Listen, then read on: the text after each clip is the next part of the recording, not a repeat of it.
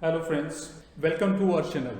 Today I shall be displaying the installation of water tank sensor in 4 steps.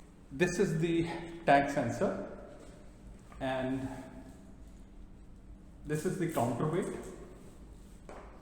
adjustable, and this sensor has 1.5 to 2 meters wire along with this. So step 1, firstly we have to lift the counterweight here. First step, decide the switch on level. If you want to switch it on 35%, this is the right level, or if you want it should come on when 20% water is left. So first we have to decide the switch on level. After setting the switch on level, we mark the wire at this point and keep some weight to hold this wire here. Now step 2, that we have to set the switch off level. This is the overflow point, and make sure that from the overflow point it should switch off at least 2 to 3 inches below that point.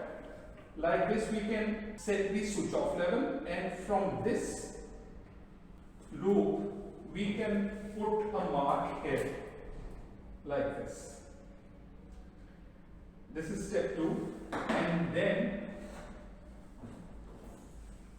we have to adjust till mark. We have to adjust this counterweight, and on the top this point we have to tie a knot, right, this way. Now after tying the knot, put a hole on the tank stop position and insert this through the hole, and it will be something like this, and connect the wires with the wire coming from the controller. Black wire with the black wire, and green wire with the green wire, and red wire. Since the sensor is in on mode, therefore it will activate the pump motor, and now when water is filled up, the sensor will go up and reaches a point where we set the sensor for switch off. So this will switch off the pump motor, and when water is going down, and it will turn on the motor. So this was my installation of tank sensor switch into water tanks in 4 steps.